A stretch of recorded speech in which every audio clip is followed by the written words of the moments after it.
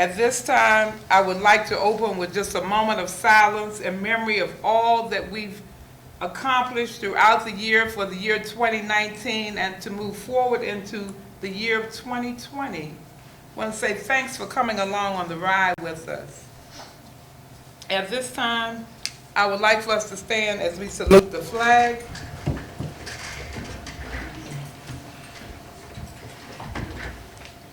I pledge allegiance to the flag of the United States of America and to the republic for which it stands, one nation, under God, indivisible, with liberty and justice for all. Thank you very much. You may be seated. We're going to start off with our police department report. Chief, would you please come forward?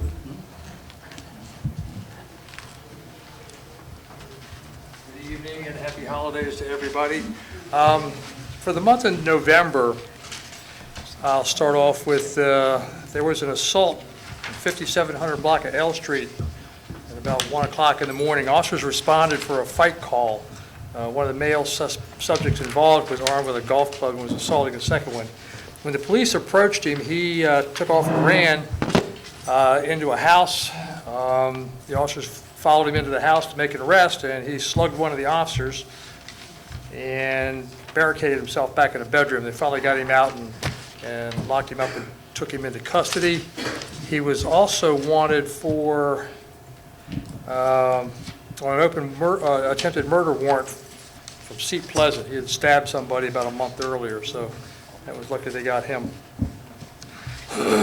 Also on the first of the month, there was a stolen tag. A Maryland tag Fit and Fly was stolen from an Infinity parked on Lee Place, 6100 block of Lee Place. There was a child neglect call on the 2nd. Officers responded for a missing person call at the Citgo station and discovered a 4-year-old child had wandered out of a house looking for his mother. During the investigation, it was determined that the mother had left the child alone, and this is a 4-year-old, unattended while she went to work. The mother returned home after she was contacted by the police and was subsequently arrested and charged with child neglect and child endangerment. And the child lived in the 5100 block of Addison Road, but managed to wander up to the gas station. Luckily, it turned out okay. A vandalism on the 3rd on 60th Avenue. Officers responded for a vandalism complaint.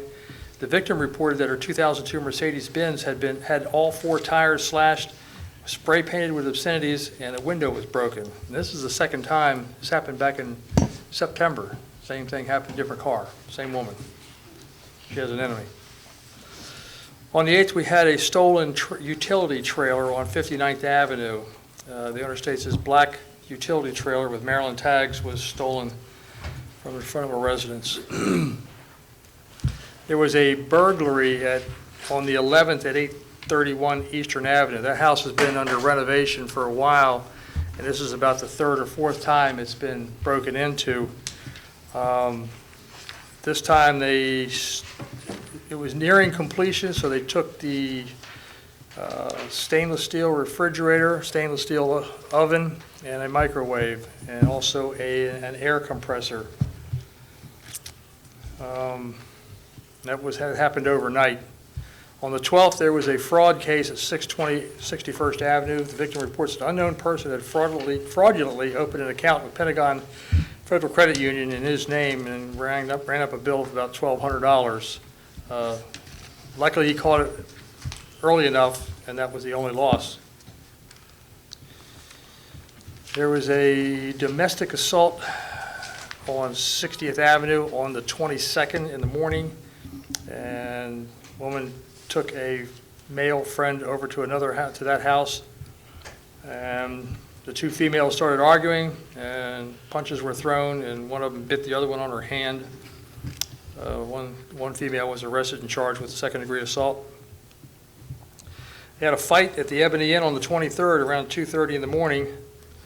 The officers responded for an assault and observed 4 females fighting in front of the Ebony Inn. And they got control of the situation, and 3 of the females were arrested and charged with simple assault. They had another breaking and entering at 6200 Foot Street. That's right on the corner. That's a vacant house currently, and nothing was stolen. They just kicked in the rear door. And a stolen car on the 30th from Kolb Street, 5600 block of Kolb. It took a 2018 Honda Civic out of the driveway. This car has a remote for a remote start and the push button, or actually you don't even have a push button. You have to have its RFID in the key tag. So apparently somebody was able to had a remote that would do it. It's not impossible, but they can do it. So we had 6 arrests for the month. Couple of parking citations, 11 police reports. There was 212 calls for service in the town during that time period. Any questions? You said we the police arresting people. Who are the police? It's both. It's both, depending on the time of the day. And if we have officers on duty, we're handling it. And if it's like 2:30 in the morning, we didn't have anybody on, they handled that one. Now, when you say we the police, what's Fairmount police or PG police? Both. Both.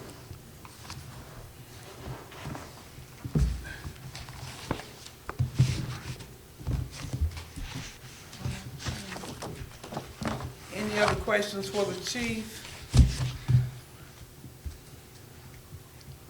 If there are no other questions, thank you very much, Chief. If there are no other questions at this time, I will entertain a motion for approval of the police department report for the month of November. Make a motion to accept the police department's report for the month of November. Get a second? Second. The properly moved and second that we accept the police department report for the month of November. Are there any questions on the motion? If there are no questions, Madam Secretary, would you please call the roll? Councilor Hartman? Aye. Councilor Williams? Aye. Councilor Upton? Aye. Mayor Martin? Aye. Councilor Johnson? Councilor Williams? Councilor Morris? Thank you very much. The ayes have it. The police department report has been approved. Mr. Pinckney, would you please come forward with your code enforcement report?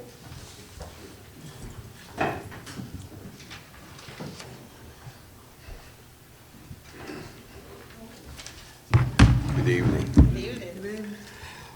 Okay, my report is for November the 19th up until today.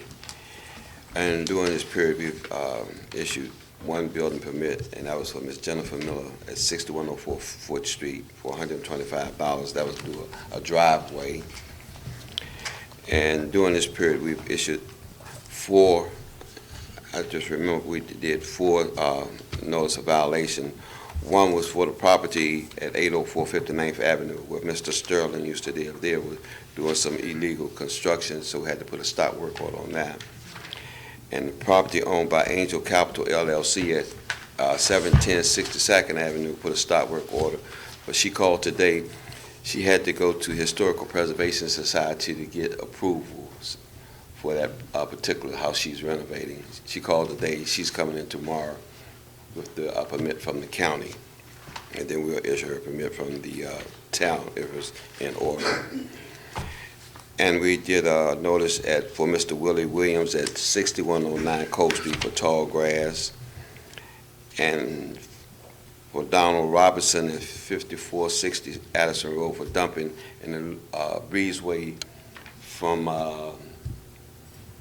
it's right at K Street that goes out to Addison Road. Is a path right there. He's been illegal dumping, but it's on his property, so we sent him a citation. And the District Court of Maryland, they did a continuation on 2 of our cases. That was Miss Christian Leftwich at 513 59th Place, and Miss Sarah Jackson for illegal dumping in the 4.4 acres on L Street. And as you can see, the construction has started on the Clean Water Partnership on 61st Avenue. And several residents have been placing bulk items out to be removed, but we don't have a dump truck or a pickup truck to remove it, so we're in a stalemate with that.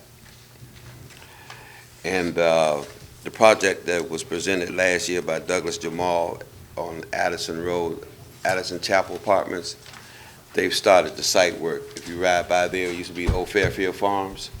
They started this site work, and it go all the way down to, I think, Smith Enterprises, all the way down by Chevrolet Metro. So if you can see it is already clear, so that's one thing. And WSSC has made the necessary correction on the road right here at Addison Road and 60th Avenue where we had a water main break right up here on 60th Avenue. They corrected it, but then they had a divot on Addison Road, and you go down there, you hit it. So they fixed that yesterday and today. And I mentioned it in the work session that the Prince George's County Department of Environment has a new mandatory recycling requirement for tenants or operators of commercial or industrial properties, including stores, offices, hotels, motels, gas stations, restaurants, factories, processing plants, and factory enterprises. And this went into effect July the 1st, 2019. So you have to have, even the town hall, you have to have these recycling bins for your glass and for your paper and for your bottles. And that's basically it. Where did you get the bins from? I think we'll have to purchase them. I'll look into it. Well, I talked to Inspector Williams. He came by and he left some information with me and Mrs. Sarumi. But he didn't say exactly where we could get them, but he said if you had any questions, we could talk to him. But it was like for all your stores, like Addison Road Apartments, Eastern Avenue Apartments. They would have to get trash cans. Evan Inn would have to get trash cans. The grooming lounge on Addison Road, they would have to get recycled cans. And because we don't have that many businesses, but all your businesses and your apartments and offices will have to get recycled cans. These are only for the businesses. Ma'am? These are only for the businesses. Does the town have to give them also? Yeah, you said office building. Everybody's got to get them. Because they want to have a 60%, I think they want to have a 60% compliance by year 2020. Because they're saying how much money we are losing, with the residents not recycling. Any more questions? Yes, ma'am. Has there been any follow-up on that gazebo on 60th Avenue? We mentioned that last month. The gazebo? The 18 on 60th Avenue? No. They put up a great big gazebo in there. I forgot that. Let me make a note of that right now. You said it's on 60th? It's on 60th and it's at 60th and Sheriff Road. It's next to that, the new house or the new remodeled house, so you know what. Yeah, it's 1107. Yes. 1107 60th Avenue. I think I made it.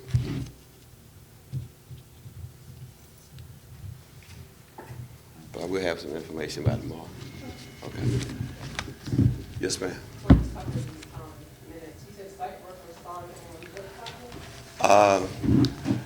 Last year, Douglas Jamal, they are doing this 300 apartment units across from Addison Chapel Apartments, right where the old Fairfield Farms used to be. But they came into a work session. It was a whole crew from Douglas Jamal Enterprises in D.C. They did the project on New York Avenue where the TJ Maxx and the new Target. That's the same kind of thing they're going to put over here on Addison Road. So they've started, I think they were supposed to start it last December, but they just started this December. Yeah. Okay. Yeah.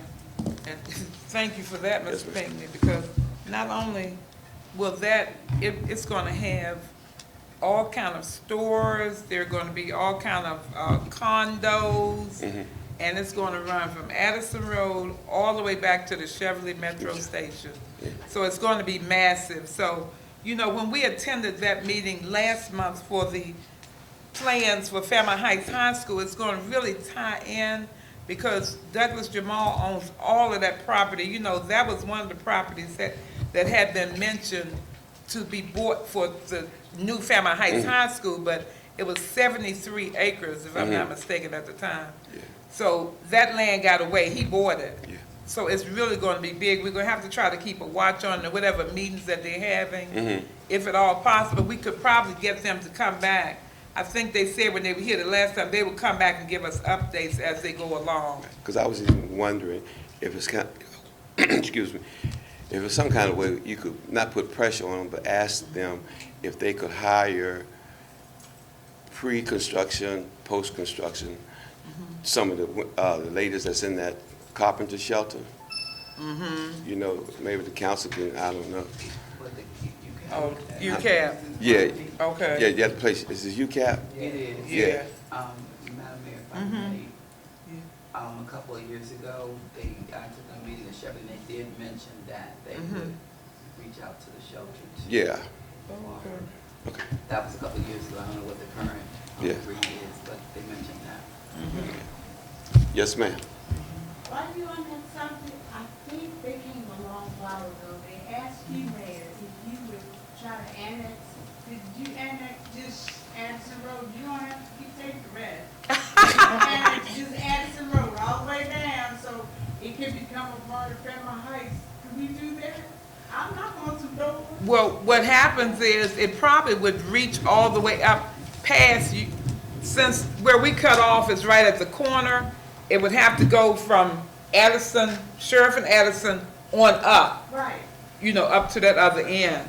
But That- when we had that annexation meeting, when I was a council member, the person said to us that we don't have to go in the back parts of neighborhood. We could just annex Addison Road. Okay. Yeah, Ms. Green, I'm So sorry. that's a county road. So, you know, you got Addison there, and that, you would have to probably have to contact the county concerning doing that. However, Yeah, it's I money hear in you, there. I hear you. Thank you. Mr. Room? Yeah, I was just gonna say, that's called stovepipe annexation. Okay, And yes, you can annex a county or state road without annexing the side streets. okay. It's called stovepipe annexation. As a matter of fact, I think it was last year where the state finally passed laws that allow that to happen. And that's exactly how they annex in Forest Heights. Forest Heights. How they annexed part of the property going from MGM to Forest Heights. And that's a state, it's now a state law. Okay, Anybody else? all right, now I had never heard of stove, okay. All right, any other questions for Mr. Pinckney? All right. Thank you, Mr. Pinckney. And wanted to say thank you also for all the tremendous work that you've done for the last few weeks and up to a month concerning snow preparation. Yeah, appreciate it. Okay. At this time, I will accept a motion for approval of our code enforcement report for the month of November and leading up to today. I think that's what Mr. Pinckney said. I will accept the motion. I'd like to make a motion to accept the code enforcement officer's report as read. Second. It's been properly moved and seconded that we accept the code enforcement report for the month of November leading up to today, which today's date is December 18. Are there any questions on the motion? If there are no questions, Madam Secretary, would you please call the roll? Councilman Hargrove? Aye. Councilman Williams? Aye. Councilman Walker? Aye. Mayor Martin? Aye. Councilman Wood Dodson? Councilman Morgan? Aye. Councilman Moore? Thank you very much. The ayes have it. Any nays? The code enforcement report has been approved. We're going to move down to the town manager's report, Mr. Rumi.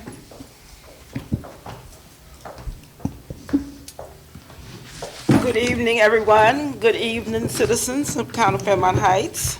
I don't have a lot of new information to report at this time since our work session, but there are a few important things I will highlight. Number one, the Summer Youth Employment Program. I know for some of you that seems like a long time, time off. However, the county is already notifying its partners from last year. And so we will be submitting an application for youth for this summer.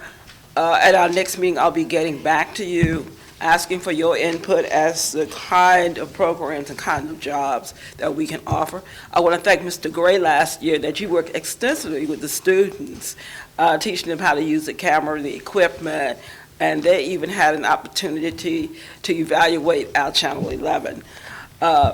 Some new projects I have in mind is green projects.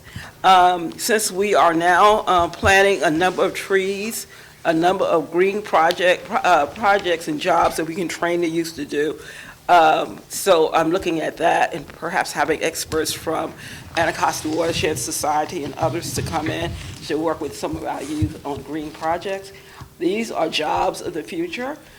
Since it's a push to get away from gray infrastructure, concrete, all hard surfaces, and looking at how you can manage stormwater with green projects. Economic and community development, and as I mentioned, housing is very important, that we have a number of vacant lots and vacant buildings in the town.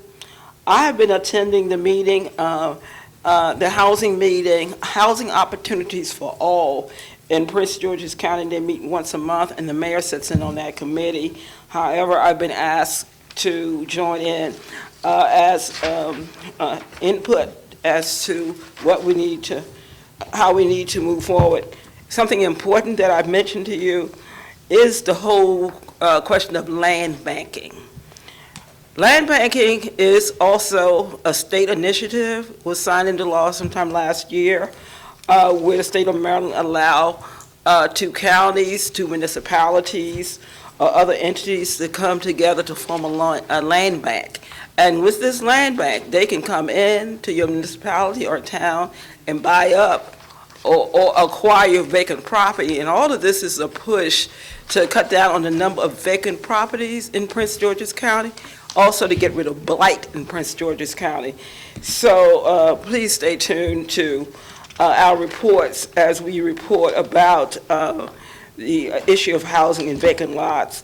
I think I passed around some time ago my vacant property map. And so this is our map, and our data is being used by both the county housing group and by Home for USA. We are used as a model to study how we're collecting data. I've met with the chief and Mr. Pinckney so we can expand our data as to how much does it actually cost the town to manage vacant properties. The chief just mentioned that you have crime, you have break-ins, you have all kinds of issues and problems because of vacant property. So we'll be working on that. Another important point is that the Housing Initiative Partnership, which is our major partner in developing the 8 net zero houses, 6 of which are going to be built on the old town hall site. One's going to be built right here on the corner. I think I informed you at my last report that construction will be starting in the spring. So we do have some time so we can relocate and create a space for our public works staff. Also, you had asked me to change the Green Team meeting. I did that, and so now we've been meeting the 4th Thursday of each month. I'm not going to talk about the Snowwater Micro Bioretention Construction Project because Mr. Pinckney already talked about that. So that's really moving right along. Also, we partnered again with the Anacostia Watershed Society. During this reporting period, we planted over 20 trees at the ravine as a part of the landscape plan for the bioretention site. Historic preservation, we have 2 properties. The one owned by Darrell Harrington is the Lewis Brown House at 701 58th Avenue. And so again, talking to the chief and talking with Mr. Pinckney, we're keeping an eye on that house. Although they applied for a grant with the county, we would like them to start the work, because that's one of the properties that are vacant, one that is vacant rather, and being vandalized. Also, we had an application that was submitted by Matthew Stevenson. He's the owner of the Samuel Hargrove House. And for those who live on that street, construction has started on the interior of the house. So they're tearing out and leveling the floors in that particular house. I have not had an opportunity to go in there, but tomorrow I think I will go in to look at some of the kind of work that needs to be done. I think they submitted an application for $50,000. $50,000 from the Prince George's County Historic Preservation Commission can be only used for the exterior. I did meet with the contractors working over there and asked them to clean up all those leaves over there. And so today they did work on cleaning up the leaves. They cleaned up. They also cleaned up the sidewalks. And so we are really working with them to make certain. But again, connecting all the dots. So for these two properties, about $100,000 of money coming in. And these kinds of projects create jobs as well. I have not, Councilmember Hargrove, I have not gotten anything back yet from the Veterans Memorial application that we submitted back in June. So I'm hoping at least by the end of the month we should know something. Also, back to K Street. I think it was back in April. On behalf of the mayor, I wrote a letter to the Prince George's County Department of Real Estate and lost my thought. Land requisition. Yeah, and right, property that's up for sale by the county.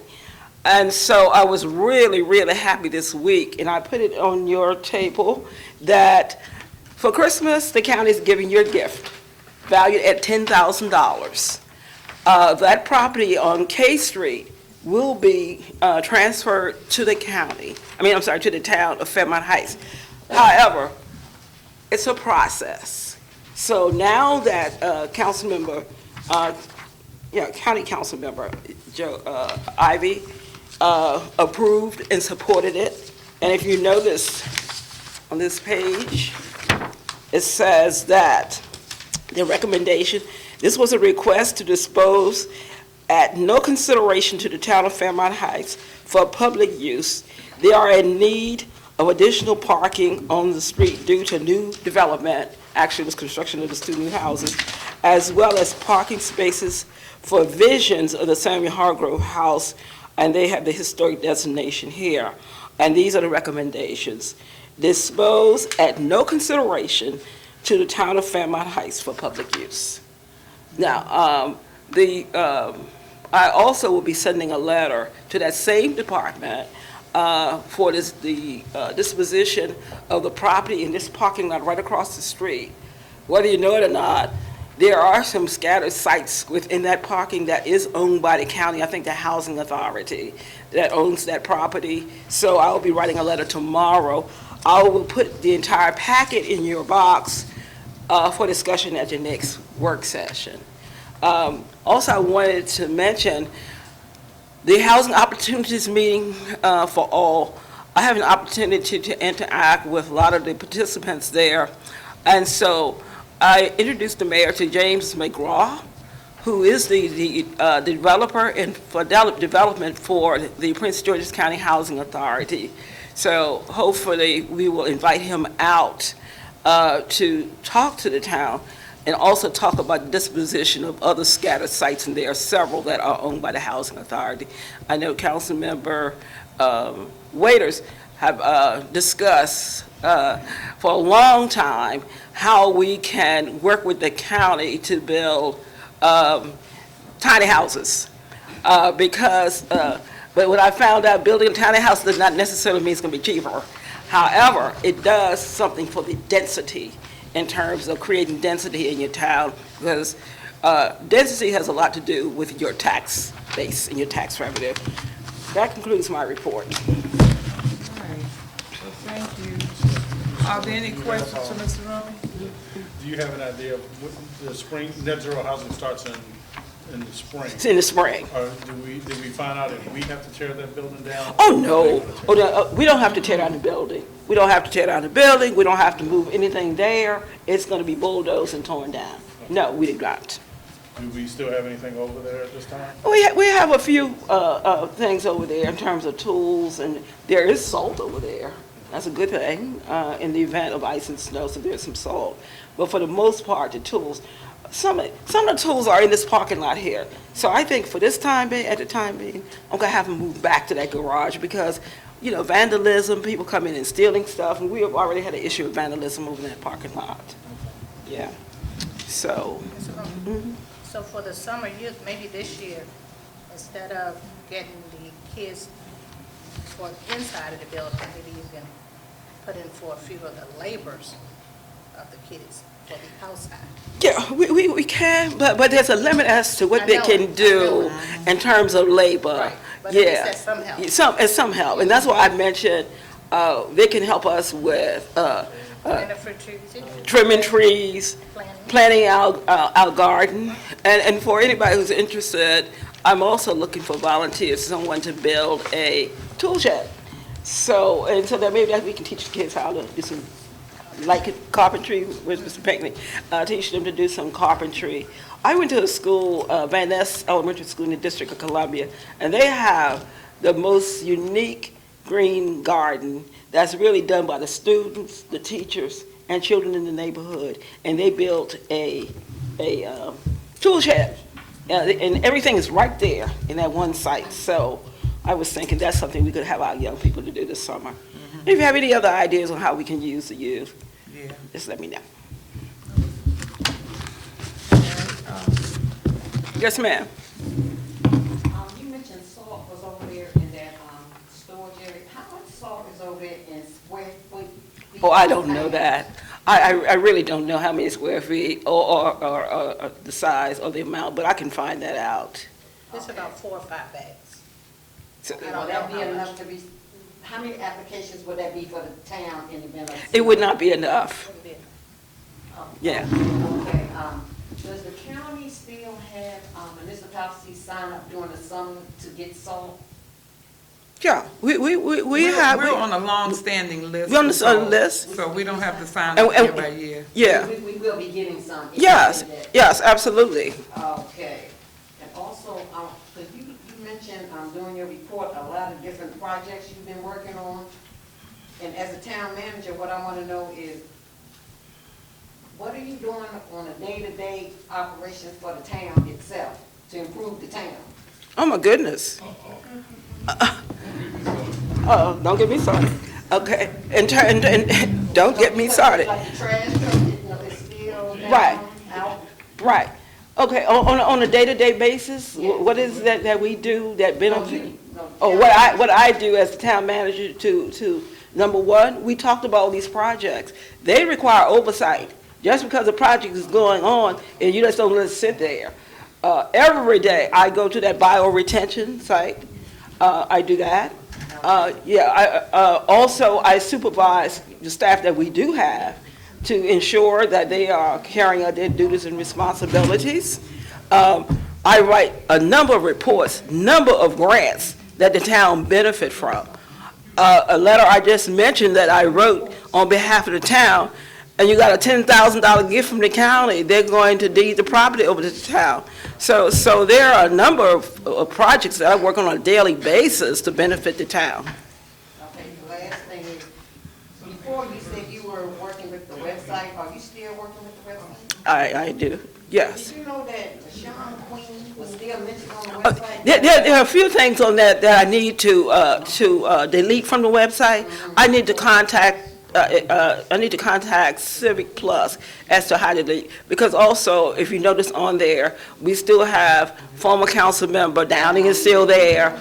There's some information there, so for the most part. That's something else that I do, that takes a lot of my time, is to update the website. That required me writing articles. It's not me just pushing a button and that stuff pop up there. It requires you to draft information.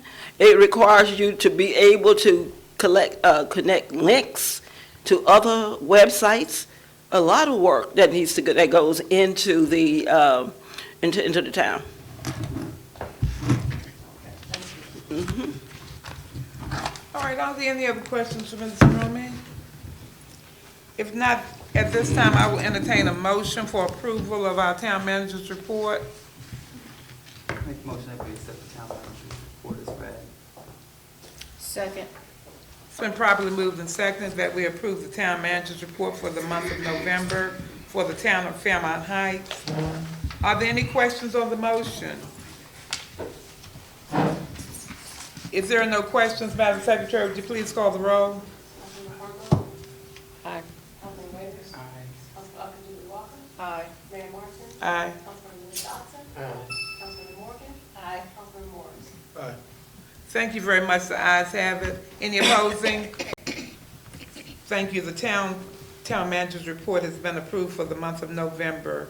We're going to continue down to our treasurer's report. Yes, sure. You can do it from there. Good evening, citizens, good evening, Mayor and Council.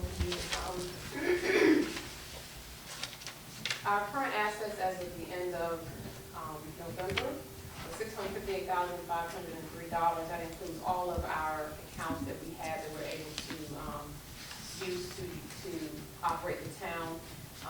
The major account we use would be our operating account. We also have our payroll account, and then we have several other small accounts that are designated for specific items, for example, economic development, as well as our highway user account.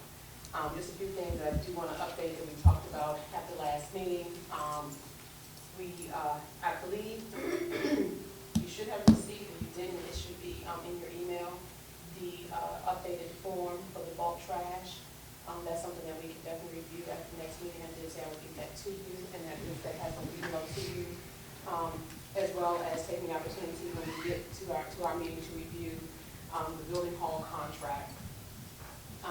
We asked you to take a look at quotes for locks for the building, as well as for the security cameras.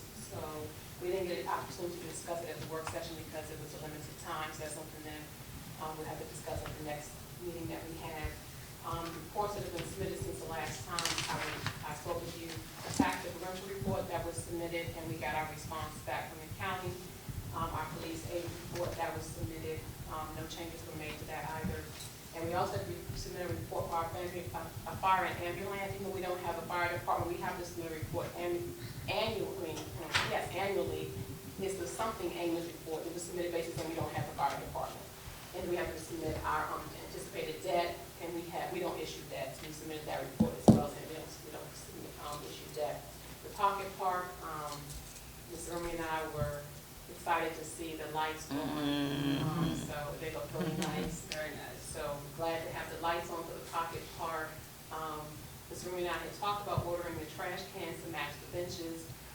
Actually glad that got sidetracked, because now we would like to put the trash cans that Mr. Pinckney spoke about. We'd like to put those trash cans, so that way we can, show that we're doing what we're supposed to do, so we'll actually be able to have recycling as regular and also trash. So Ms. Remy did speak with the gentleman that Mr. Pinckney mentioned, and so we'll find out if we have to purchase it, or if there's a way that we can get the trash cans, if they are possibly donating them, or if they have a discount that we can receive.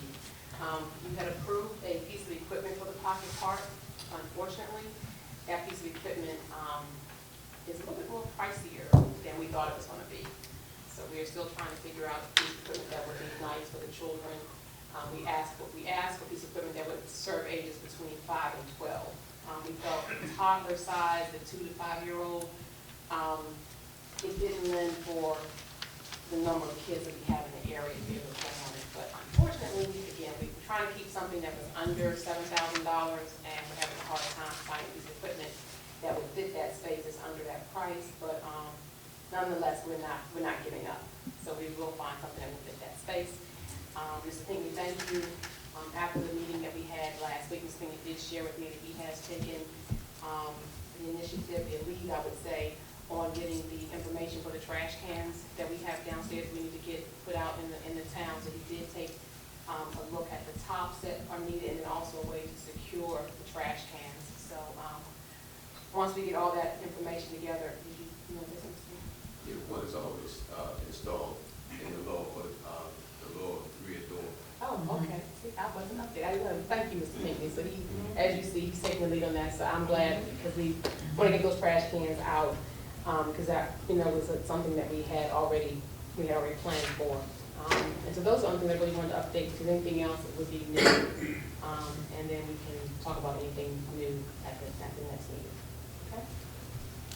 Okay. Are there any questions for our treasurer? All right. If there are no questions at this time, I will accept the motion for approval of the treasurer's report for the month of November, the year 2019. I make a motion that the treasury report is approved for 2019. Second. It's been properly moved and seconded that the treasurer's report is approved for the month of November, the year 2019. Are there any questions on the motion? If there are no questions, Madam Secretary, would you please call the roll? Councilman Hargrove? Aye. Councilman Davis? Aye. Councilman Duval? Aye. Councilman Martin? Aye. Councilman Wood Johnson? Aye. Councilman Morgan? Aye. Councilman Morris? Thank you very much. The ayes have it. Any nays? Thank you very much. That report has been approved. At this time, we're going to move down to our major item for tonight, which is Mr. Higgs. Yes. Would you please come in now? We would like to welcome Mr. Higgs and thank him for coming tonight. He is one of our neighbors right in Sea Pleasant, and we've known him for a very long time, just from working all the time that he spent helping out Sea Pleasant. So we want to say thank you so much for anything that you could tell us to bring us into this process that we're beginning for the census. I sure will do my best, Mayor. Uh-huh. To the Mayor, Vice Mayor, council members, citizen, good evening. My name is Johnny Higgs. I'm from the office of the county exec. And it's another 10 years. And every 10 years, we have census. And the census is very important. I can't even stress how important it is. Our county executive have made a concerted effort to reach out to everyone because the county lose money. Just 1 year on an individual unaccounted, I think we lose like $1,825, and over a 10-year period, we lose $18,250 on one individual. So it's important that we get the word out. Everybody it takes about 10 minutes to complete a census application. And your information is safe and secure. And the thing about getting everyone to participate, think about this here. $675 billion federal fund. The more people complete this application, the more fund is coming into the county. So that will relate to schools, jobs. I can't name all the highways, more fund coming to the municipality through the county. So it's important that we all get out, help get the word out, how important it is that we complete our census. Census, the date is April the 1st, but we're gonna work on it until April the 1st. So, Mayor, that's about all I have, and I have forms out in the lobby for anyone that want to pick up one. Okay. All right, so if at this time anyone has questions, you all can feel free to ask Mr. Higgs. Anything that I know about it, I'd be more than willing to discuss. But, at this time, I don't know whether people understand that will someone actually, if you don't turn your form in, because I received the form in the mail, so I went online and completed mine. Okay. So, I guess I know if you don't turn your forms in, then people will be coming to your door. Actually, there is on this form here, I was hoping everybody would get one, because like it says on, like, March the 12th through the 20th, residents receive their invitation. If they don't receive it, March the 16th, 24th, they will get a reminder letter. So it should come out. Everyone should get it. But then again, you can also go pgcensus2020.org, and you can, get everything from there. So Mayor, you were already able to do yours? Yeah, I filled out a preliminary, yeah, and I don't know whether they just sent it to me because they knew, Okay. but they sent it to my home, and I went online and did it. Okay, so maybe So, it's still here, okay. Yeah, so I guess they just wanted to get mine first. I don't know what it was, but I complied. Good, Yeah. good. So, okay. And Mayor, I can't stress it enough, and I know that you are doing the same. It's so important that we be counted, Yeah, because that's more money coming to your municipality. That's true. That's true. The county will get it, and the county will distribute it to you.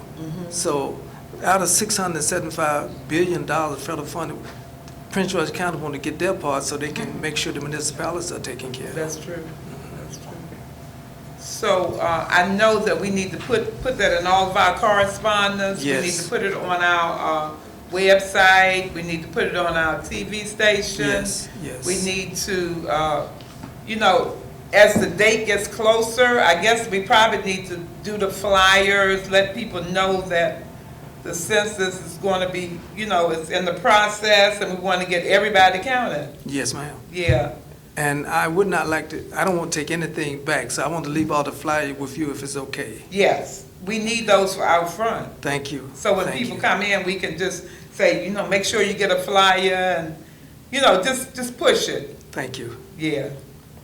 All right. And Mayor, I just want to say it's good to be back home. Yeah. All right. Sounds good, Ms. Hicks. I think we have a couple of people that wanted to ask you Okay. something. Go ahead, Mr. Hicks. I just wanted to know what does it do for our Spanish speaking practice? What will it do? Yeah, do they have a form for them? Oh, yes, come in every language. In 12 languages. Okay, Yes, okay. yes. We need almost half of that. Yes, that's one thing I checked out. It comes in 12 languages. Okay. And anything about it, just that question that you asked, because of a culture different, a lot of time people may not want to complete those forms. That's where we can be of help, because of the culture different, and I won't elaborate too much on that, but we can be of help. Yes. Go ahead. Okay. You asked she asked first, so let me let her speak first. And So- then I can go in. I'm sorry. So one of the questions I have, it says, a section here, who is hard to count. So I wanted to inquire, is there a particular outreach for, like the senior communities or the inbound communities? As one example, my mom, she's a resident of Fairmount Heights, but she currently resides in an assisted living facility. And of course, as her daughter, I'll make sure she is counted, but I'm just speaking of the overall, community, nursing homes, assisted living facilities. Is there a particular outreach, for those type of residents? That's a good question. The county executive is making a concerted effort to reach all of those facilities. Okay. We have individuals, I work out of the Office of Community Relation, Okay, and we're hitting senior home, you name it, everywhere. okay, Yeah, that's good. okay. Yeah. Thank you. My friend, People who are not the illegals, people who are illegal and you know that they are illegal, should we be encouraging them to fill out the form? well, that's a hard one for me to answer, but if you're living here, you should be counted, but that's a hard question for me to answer. I can just answer it just that way. If you're living here, you should be counted, because that's part of our tax dollars, and that's part of the numbers to reach in the county. We want to get as much as we can of that $675 billion You know, that's federal money. So we want to count everybody, but are they illegal, being illegal? It's hard for me to speak on that.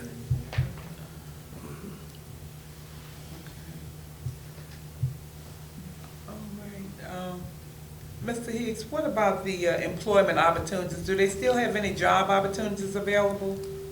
I believe so, Mayor, because I know last 10 years ago, my wife she worked that. And if so, I left my card with Ms. Dotson, and I have her card. So there was plenty, there was a lot of jobs at the time. Okay. You know. Okay. I will send you everything that I have tomorrow when I get back. Okay. All right, and we can definitely put it out. Like I said, we can help to pass the word. And the pay is good. Okay. All right. Well, that's a good thing. All right. All right. Well, thank you very much for your time, and we appreciate if there are no other questions. We appreciate you very much. And that information, if you would just leave it there, we can assimilate it on that front desk out front. Okay. And as they come, people, I'll ask the receptionist that she can, draw people's attention to it when they come in during the day. Okay, well, I will leave everything and I will be excused then. All right. Mayor, Thank you very much for coming. Thank you so All right. much. All right. Thank you. Okay. All right. All right. We're going to continue on down to old business, and we've dedicated a lot of time to making sure that we're covered in case of snow. Now, we have really been blessed. We haven't had just a few little sprinkles. I think it was last week or so, we saw a few little sprinkles, and we're hoping that we're going to get a chance to get a little bit, just let a little bit of that pass us by that's going to some of the other neighboring states.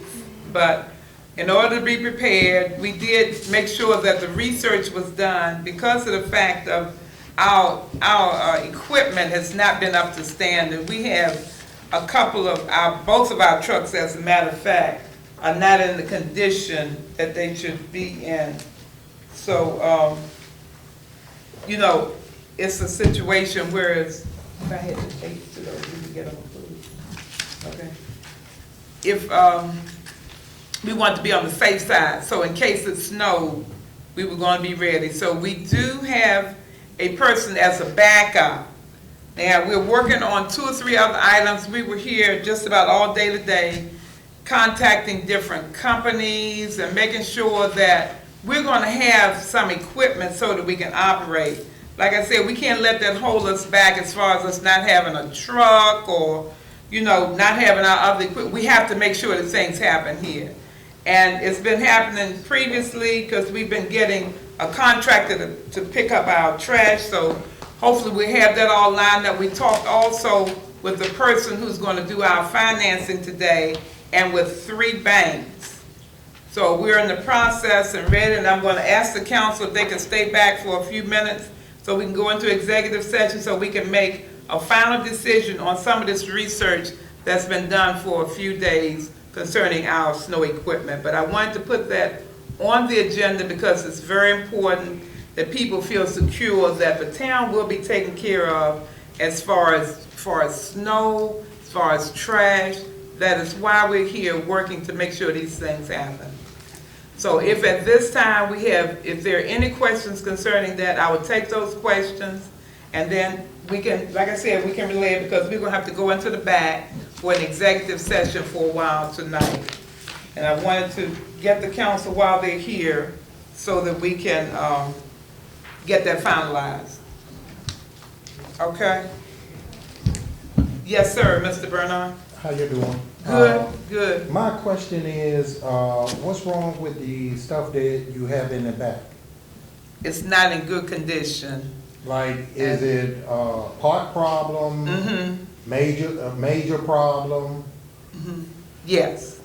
And because if so, in my spare time, what I can do, I can go back there and look and find out exactly what's wrong and possibly give you a roundabout ballpark figure of how much it costs to fix it. So that way you're not getting ripped off. Yeah. Yeah, well, you know, that's an idea. We had, I think for one of the vehicles, and I think it was the dump truck, someone, did they ever give you a report, council member, from your job, I Kane? had all that done already. We're gonna go in the back and discuss that. It's a couple of different things.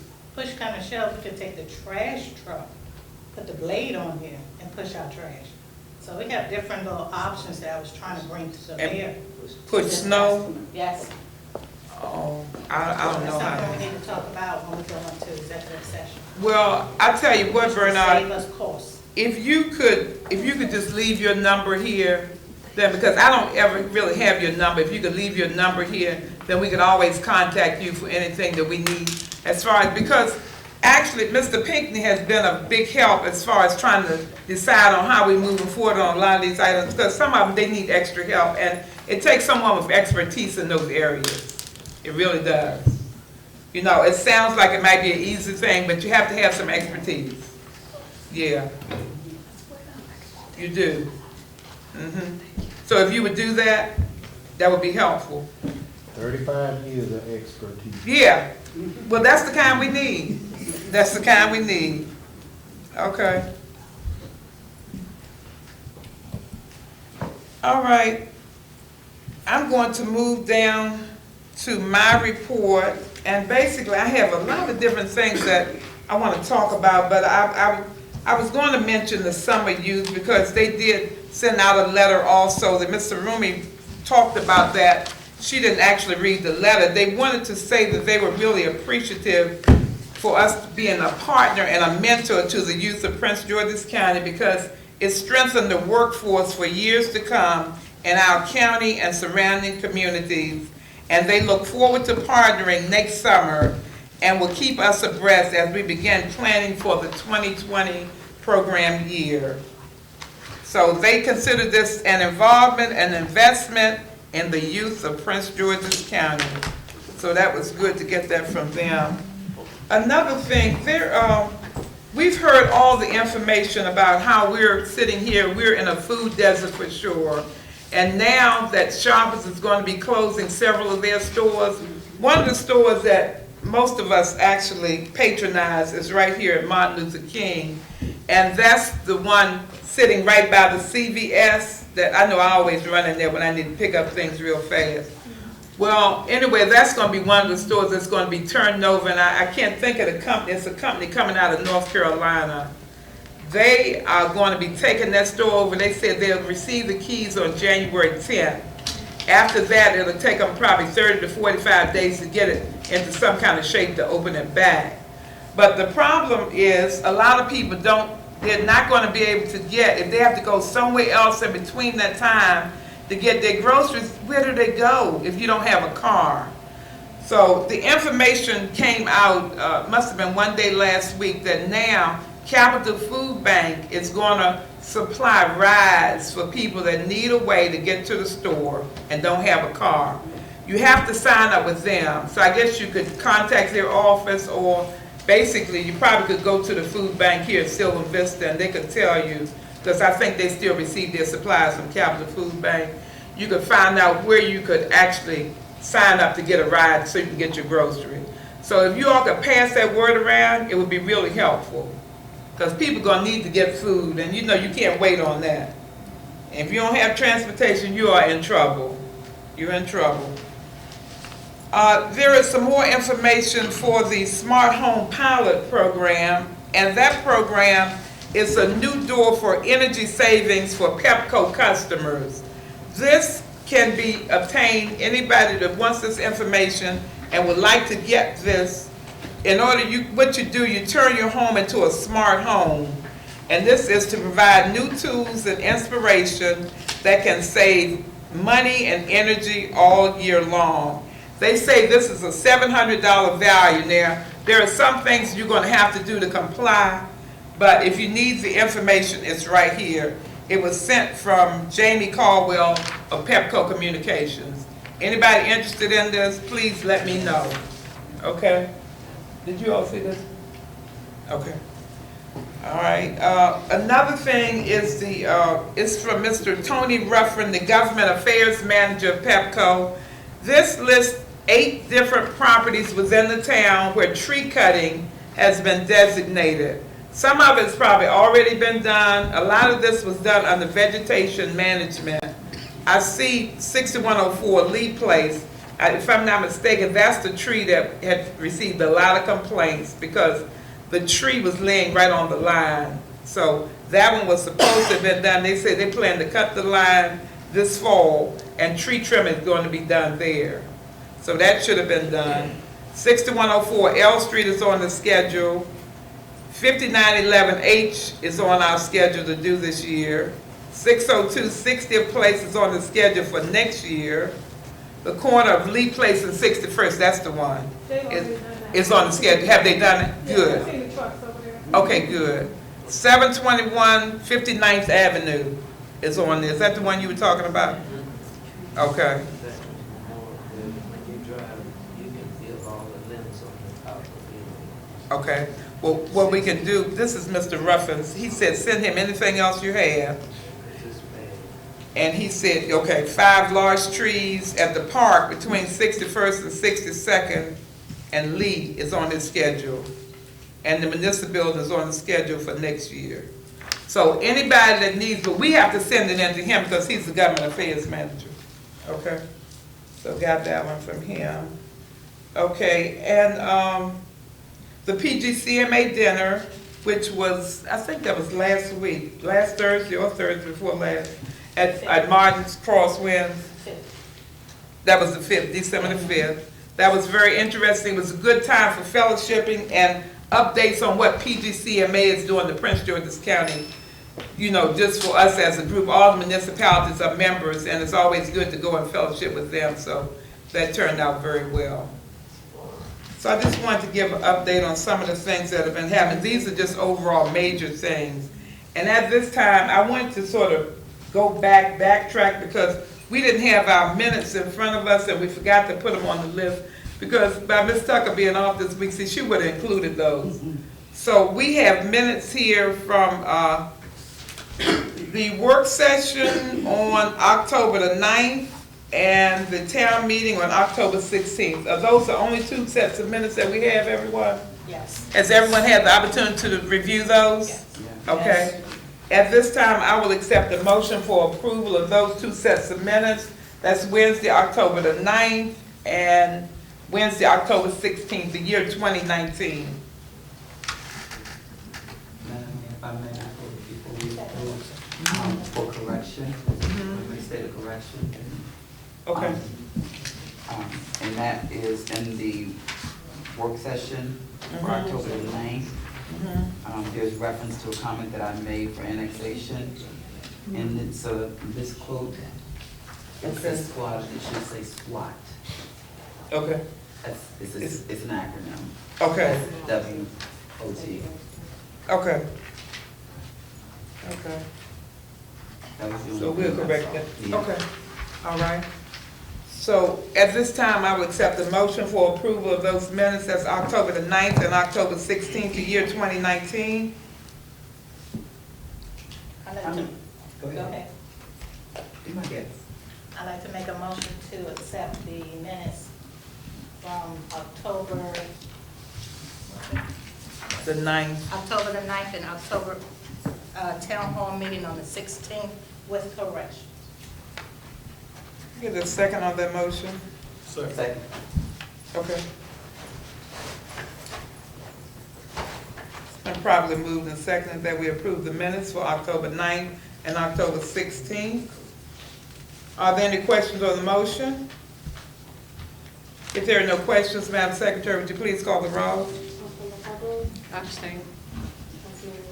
Aye. Aye. Mayor Martin? Aye. Councilman Wood Johnson? Councilman Morgan? Aye. Councilman Morris? Aye. Thank you very much. The ayes have it. Those minutes are approved. We're going to move down to council reports, and I'll start to my left, Councilmember Hargrove.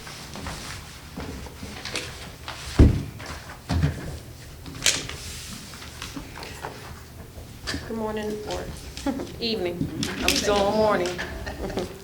Wanted to give some updates on a couple of projects that I'm working on. The Veterans Memorial, which is 73 years old, is in need of upgrades and renovations.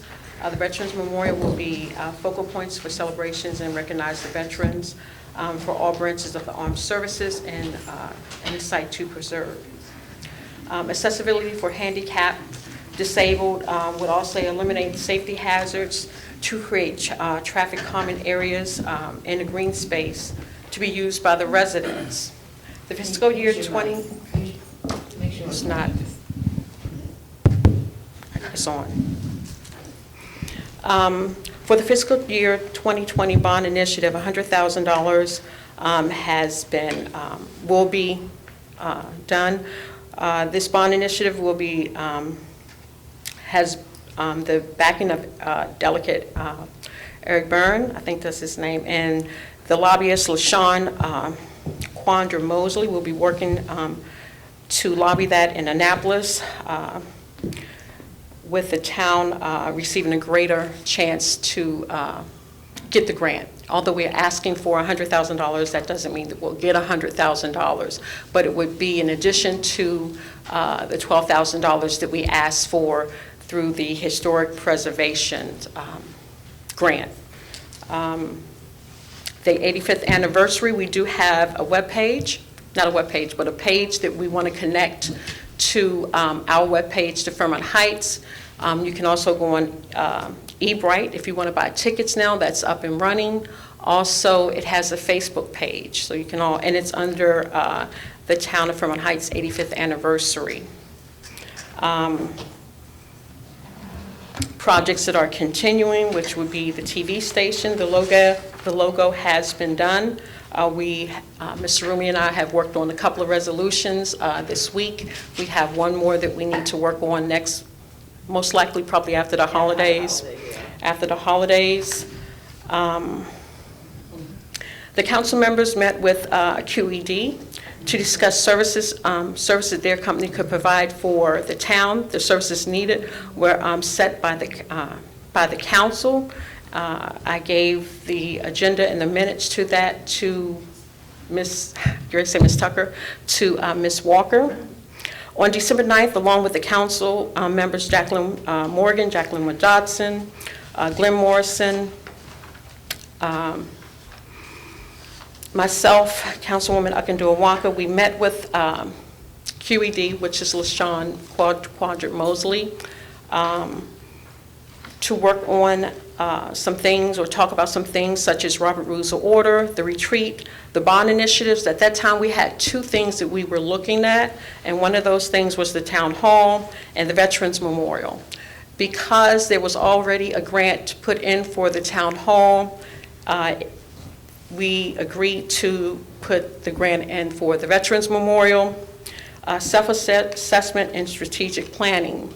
On the 25th, the mayor was not able to attend that meeting. She was able to attend and had set up a meeting for the 29th, which at that time, the council on the 25th agreed to just bring the things forward to talk to the mayor with QED there.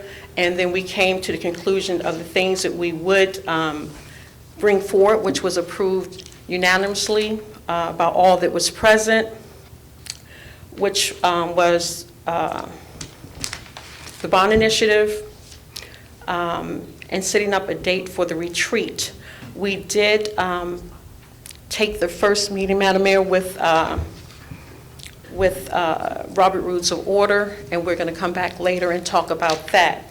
Present for the meeting on the 25th was Jackie Morgan, Jackie Wood Dodson, Glenn Morrison, Patricia Akindua-Waka, and myself. Present for the meeting on the 29th was Jackie Morgan, Jackie Wood Dodson, Glenn Morrison, Patricia Akindua-Waka, and myself. On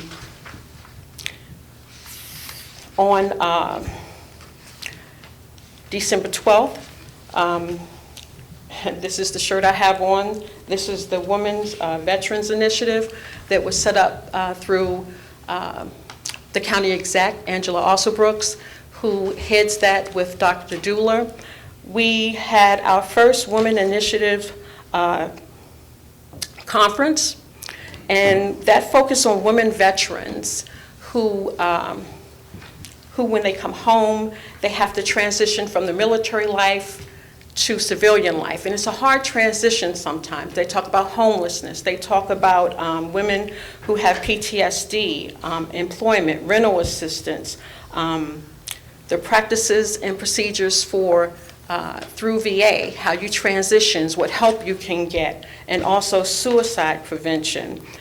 We had over 40 attendants at that conference. We do plan to have another one in the spring with such a good turnout. The other thing that they talk about,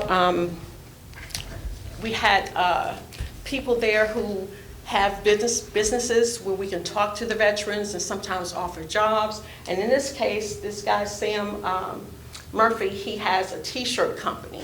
And what he does is he brings veterans in. This is a nonprofit. He brings veterans in, and he teaches them how to make t-shirts. It's also a therapeutic relaxation type thing that they do, and it gives them a skill that they can use on their own. I believe that concludes my report. One more thing. For Thanksgiving, Councilwoman Morgan and myself, we worked with the lodge, between the lodge, Masonic Temple Lodge 92, and the Veterans Affairs of Prince George's County. We gave out 32 baskets for Thanksgiving. That concludes my report. Thank you. Yes. Councilman Harper? Yes. I just found this out today, that the Prince George's County and the State of Maryland Historic Preservation Commission will be issuing another grant. And so that means we can apply each year to continue the project that we started. So right. We'll put that on our agenda for our next meeting so we can prepare to apply for those funds. Thank you. Thank you. That's when you make, that's when I ask the question. So these are the minutes. Those are the minutes for both meetings and the agenda. Okay. So for the one for the 29th. Issued. One for the 29th. Can I just make a correction? You didn't include Mayor Martin on that one. So it's I have Mayor. When you read it, I you didn't include it. You didn't include it. Okay. Make a correction to that. Mayor Martin. So for that, the 29th would be Mayor Martin, Glenn Moore, Stella Hargrove, Tricia Upton Walker, Jackie Morgan, and Jackie Wood Dodson. Yes. This is correct? Yes. Okay, correct. I Yes. thought I was going to cross out if it was wrong. Okay. Okay. all right. I was just mistouching. Okay. Another question. So the women's veterans group that you mentioned, I was just wondering, why is it being only for women? Because a lot of the issues that you mentioned affect all veterans, you know what I mean? So are you all finding that women are under-supported or underrepresented? You're exactly right. A lot of times, and that's exactly what the issue is. Okay. What we find is when women come out of the military, everything is geared towards the male veterans. Women veterans are overlooked. Even when you come home and you have medical issues, when we go and we talk to the doctors, they hear us, but they don't hear us. We also suffer from PTSD. We also suffer from, you're getting me on the ball. So it's a lot of the women issues are under they don't pay attention to those issues, and I don't want to go into that because then it'll bring me into a long conversation. But we are overlooked and we're under-supported, from medical to suicide to preventions, to the help that we need. So what we're trying to do now is focus a lot of the attention on what the females need. Thank you for your question. Just one comment, Councilwoman Hargrove. I know that it's a big issue in reference to the women veterans, but I also think that you guys should make it a point in reference to the women family members. You're absolutely right. Veterans, because that's a really hard transition as well, getting back to that life, because it's just like a bubble when you're the family of a military person, and then you get thrown back out here to civilian life. you really need to take that into What we consideration. did with that, Councilmember Akinduawaka, we invited, you've all heard of the Gold Star mothers, but you haven't, or you don't hear much about the Gold Star wives. And that's the support of the military person who's, most likely it's the husband who's in the military. A lot of times now it's the wife who may be in the military. But to answer Councilwoman Akinduawaka's question, she's absolutely right. It's that support group that's underlooked also. And a lot of times it is that wife. So we did invite the Gold Star mothers, the Gold Star wives out, which I do need to connect Councilwoman Akinduawaka to. Thank you. Good point to bring up, Councilmember. I'm sorry, I keep moving the table. I moved it all the way over there, didn't I? I'm sorry. It's the thighs, I'm sorry. All right. Before I get my report into Councilmember Hargrove and Councilmember Akinduawaka's point, and to help answer your question, to not belabor it, but another thing, and I don't know, Councilmember, whether you all have included this one, we did the code drives, we found that same thing the Councilmember has already said.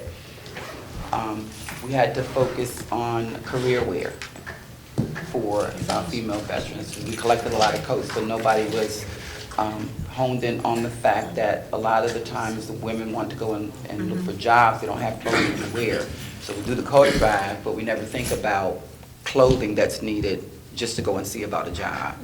So I don't know whether you guys included that or not, but that was one of the things that I discovered in doing the code drive. And speaking of which, and I said that because the stand downs for the veterans are beginning, I don't know whether the county has had theirs yet, but the Veterans Hospital has theirs in January.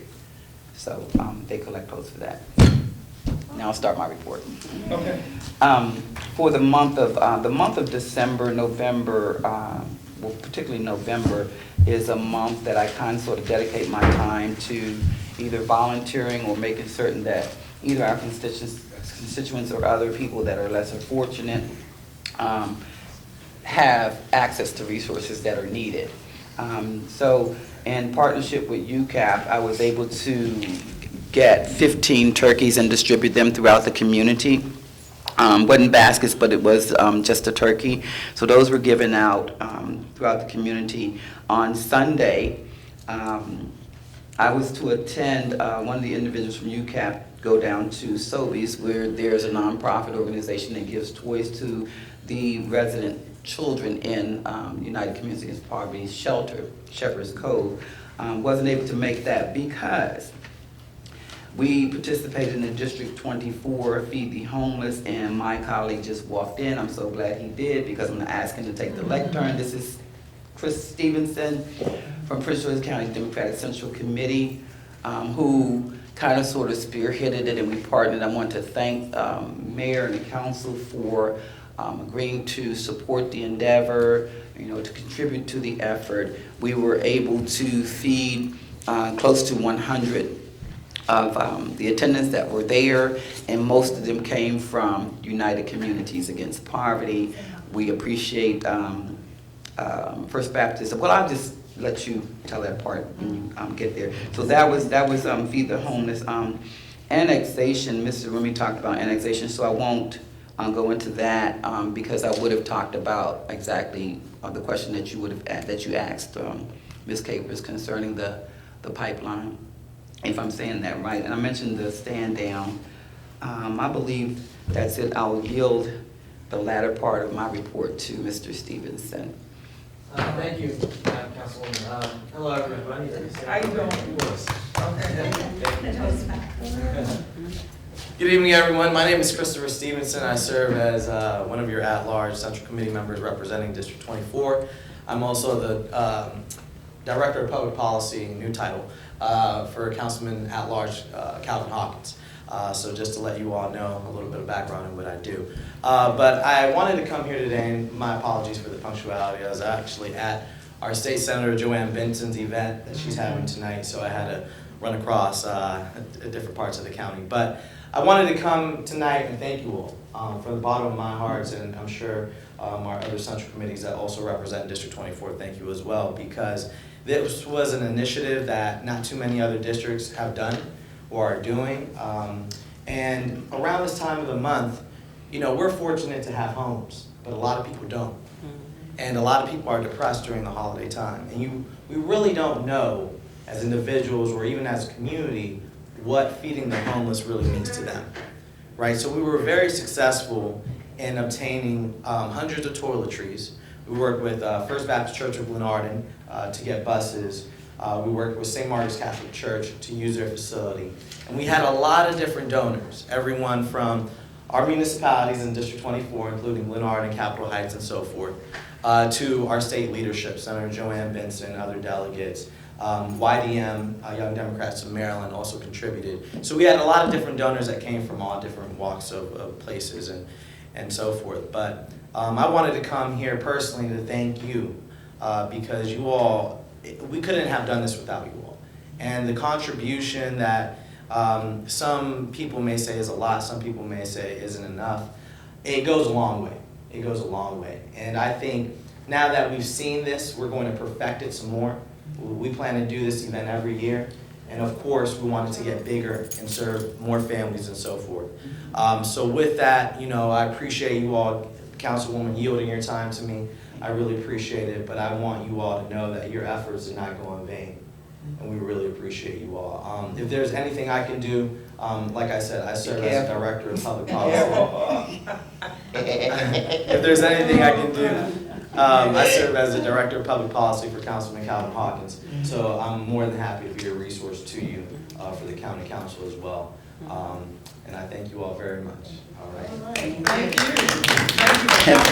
That was Christopher Stevenson that made that commitment.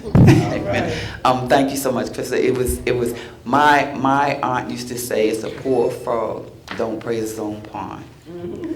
And I'm going to say to the council members that came to help us out, Councilmember Hargrove, Councilmember Walker, and Councilmember Morgan, it just pierced my heart for you guys to walk through the door and help us out. Not only did we give the donation, but we were there working.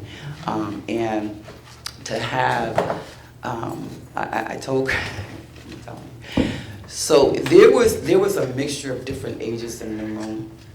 And we were trying to find the music, and what is that song I told you? Put on Ride, what is it, Ride the Old Town Road. Chris said, well, that's a little Martin. I said, put it on and watch the children. So to see at least 20-something or better children enjoying themselves on that day, and for us to be able to feed the families, it just things like that just kind of pull on my heart. The collective effort, you know, for putting things together like that and how it came together. And I told Chris, this is not the last time for this because it went over so well. What seemed like a little bit of effort was a large turnout. And so I'm just grateful for that opportunity. There was another point that I was making, but I'm old. I keep telling y'all I'm a senior. Don't nobody want to believe it, but I forget stuff, and I'm going to end it by saying this. I remind my daughter every time she tells me I forget something, I'm going to forget it again, so just bear with me. But that concludes my report. Again, I usually spend this time in the month of November, December, looking for families that need help. And if I could leave you with a situation to give you a visual, Chris just already said, but I went to work one day, and they talked about a member, a family, a mother, who has ovarian cancer with 3 children. She's not bilingual.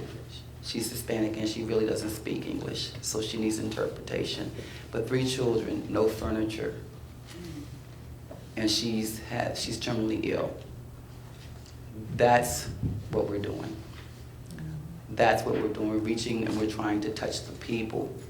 And I want to say lastly a point that was made. I'm sorry to take up a little bit more time, but this came to mind. One of the things that was brought to my attention is that we tend to look at the homeless, and we look at some people that are not working, but we tend to miss a portion of our working class, Chris, where they say that they don't qualify for things that we've done. and they make too much money, but what they're making is really not enough. So that's another segment of our, constituents that we have to take a look at.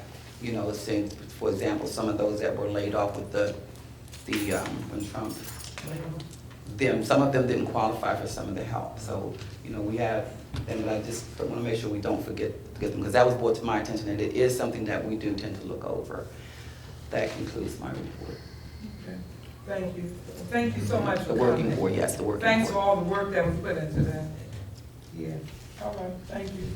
Councilmember Walker. Good evening, everyone, and just a little, unfortunately, you heard earlier where the chief had to arrest a mother for leaving a child because she was trying to go to work.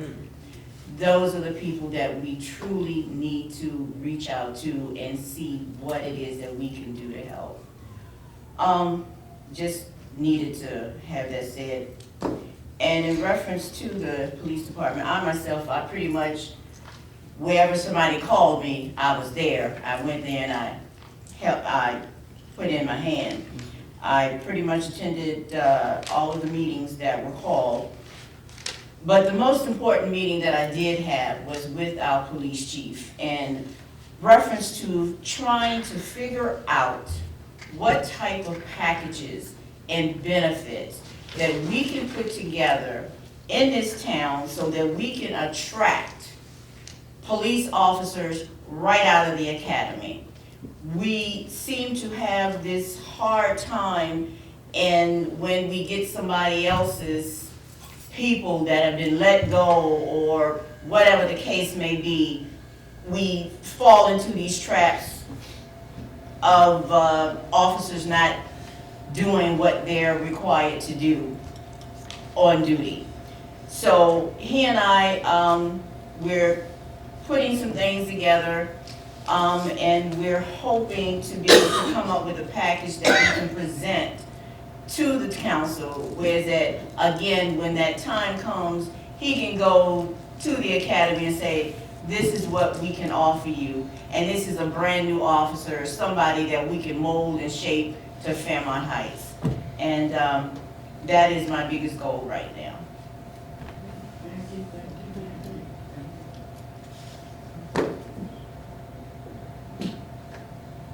I'm concluded, I'm sorry. Thank you, Councilmember. Councilmember Woodhouse. Yes. As well, I was just busy from November today. We had a Thanksgiving dinner here for all seniors and fed about 100 or so, as well as gave baskets from the Masons, as well as First Baptist Church. Each one gave 12 baskets to the needy in the community and seniors. I also attended a senior Thanksgiving luncheon, which is held, and it's a collaboration of all the senior centers in Maryland. That was in Akakeek. That was real nice. Macedonia Church, Camp Springs Center, Evelyn Cove, Fort Washington, Largo, Kettering, Perrywood, what is it? John Edgar Howard, all of them met in Akakeek Fire Department. The Masons gave this annual luncheon, the Thanksgiving dinner. I also attended the Fairmount Heights High School committee meeting and the Red and Gold Ball, which was 1,000 seniors, collaboration of different people there. I also attended the AARP driving class, which is recommended to most because of new things in the county and the state of Maryland that has, they give you more enlightenment about staying behind the white line, the roundabouts, collisions, lane departures, the highway. I have cards for anyone interested. You can call. The classes are at John Edgar Howard. It's not for $15, and it's a 4-hour class. And with it, you get a number which will bring your auto insurance down. Also, Monday, here, the seniors collaborated with UCAP, and they had a Christmas fellowship. And yesterday at Sylvan Vista, they had a Christmas play that was very enlightening. So they want everyone to know that every third Wednesday of every December, they have a fellowship at the church to let it be known. And that's my Okay. Thank you very much. Councilmember Morgan? Oh, wait a minute. Okay. With the census, questions were asked, but I'll make a copy. Those that want to know about employment, it's here, the website, rate pay, flexible hours, weekly pay, paid training. So I can give the information for that when it's over. Okay. That's good. Yeah. On 12/2, Jolene Ivy had her first annual Winter Fest. It was actually a luncheon from 11 o'clock a.m. to 1:30 p.m. And I snuck off my job to go that day with Councilmember Hargrove.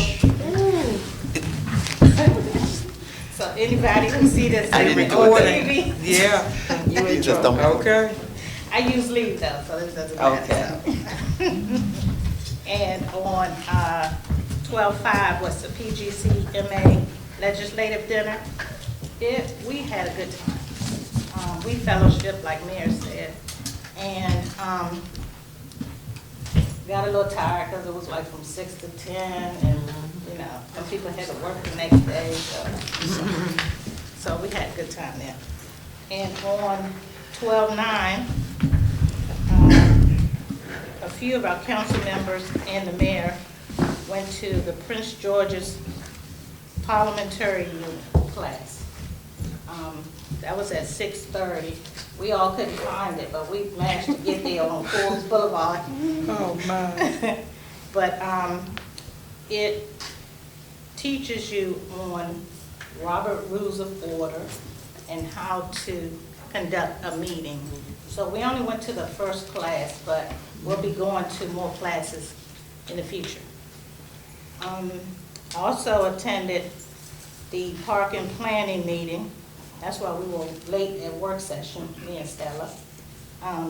We did attend that for a few because they are rezoning Fairmount Heights and Cheverly.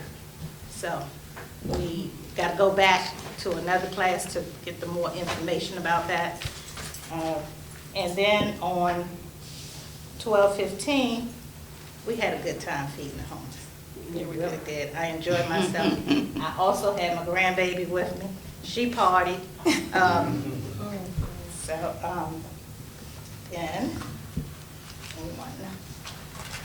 So on Tuesday, January 7th, 2020, there's going to be a fundraiser for Angela Alsobrook.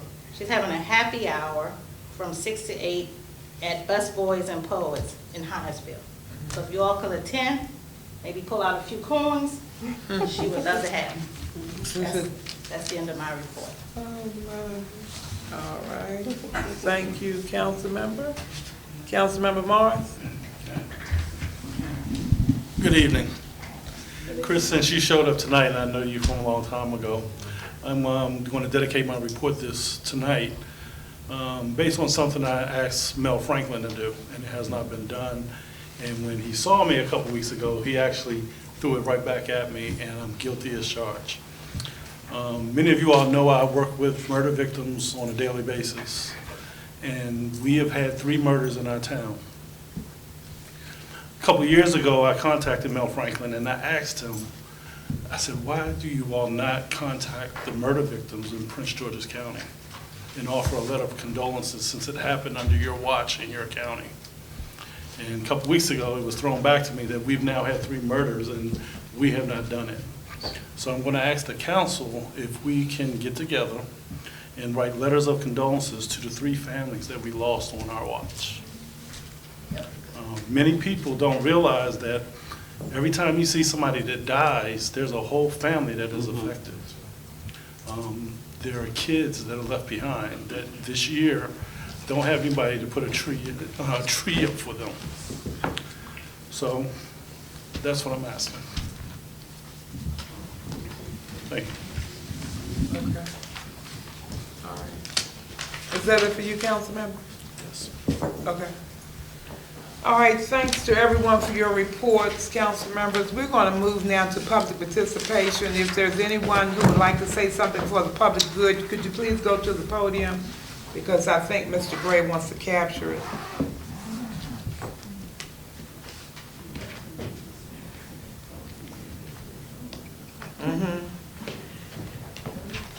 Yeah.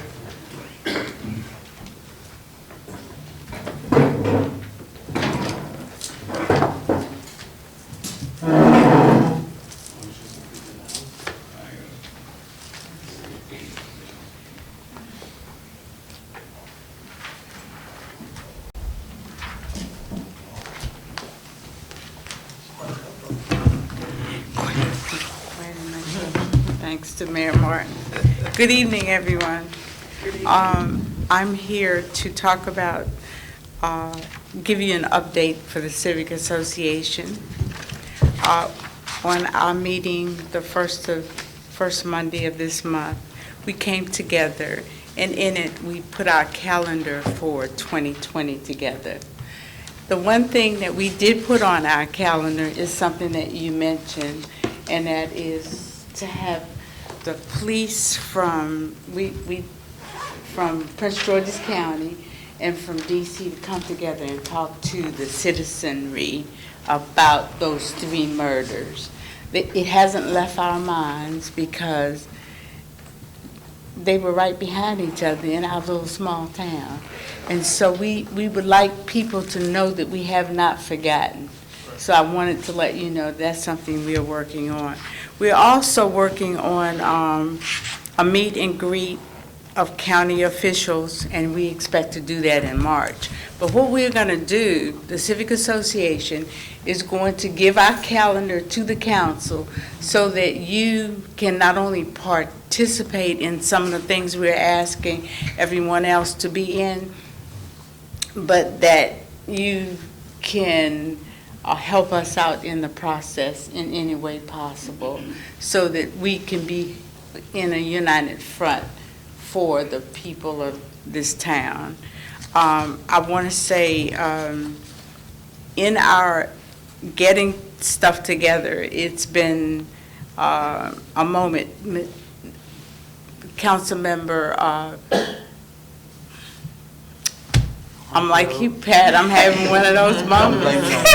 Stella Hoggrove and Mr. Barnhart of the Civic Association attended the luncheon that they have with the Prince George's County Police. When they have this luncheon, they actually talk about whatever plans that they have for the 24th Legislative District. But what we got out of it was a commitment from our the chief, and the corporal. 2 corporals have agreed that once we call them to tell them when we want to meet, that they will be here. Our county executive, listen, I didn't mean to say county executive, but our representative, Jolene Ivy, came to our meeting. When she heard that we were trying to gather the county together and the district together to talk about what's happening here, she immediately came to our meeting. We've had great support from them, and so I'm expecting when we do come to tell you about our meeting, we are going to make sure it's on the television station, as well as a flyer will come to your house to let you know that a meeting is coming. We want you to tell your neighbors, because what happens in our town is it's going to take all of us, and so I'm hoping to get your support. I thank you very much. Can I ask you a question, Ms. Capers? Ms. Capers? Can I ask you a question? You mentioned the county officials. You mentioned the county officials. Can you repeat what you said? Yes. No, you said you would have the county officials come in. Can you repeat what you said about that? Okay, now, I have a flyer here that we Meet and put greet, together okay. for the month of March. Okay. We are gonna have meet and greet of county officials who Okay. will say yes, will come and talk about some of the issues that we have within our town when it comes to how can we make police protection, how can we make things, even if it's getting small things that we didn't know we could have, but we want to ask them personally ourselves. There are a lot of things you may think of, but the citizens have a lot more that they may want. And that's why we are asking them to come face you. Well, I asked, let me tell you why I asked, because if I may make a suggestion, this is probably something that you're going to do anyway. Sometimes with elected officials on the county level, citizens don't know, even though it's like, it could be a senator or a delegate or whatever, really don't know what they do and how they represent us. Okay. So, you know, like the county council is different than the delegates. It's just an educational piece. It's a meet and greet, right? Yes. Yeah. This I'll is talk to you about it. Okay. I'll talk to you about it. All right. Okay. So that means you're going to give me some pointers to make sure that the letters that go out. Sounds like you're making me commit. All right. Thank you very Yeah, much. I'll talk to you. I appreciate that. Anyone else? Any questions? Thank you. All right, thank you, Mrs. Capers. Is there anyone else who has a comment for the common good of the organization?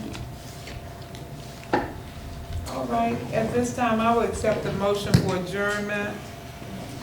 Make a motion that we adjourn. Get a second? All in favor? Aye. The ayes have it. We're going to adjourn into an executive session, everyone, for a short period of time. And thanks to everyone for coming. Please come back. Please come back. We appreciate it. All right. Let's adjourn with the mitzvah. May the Lord watch between me and thee while we absent one from another. Amen. All right. Okay. This to give her the management.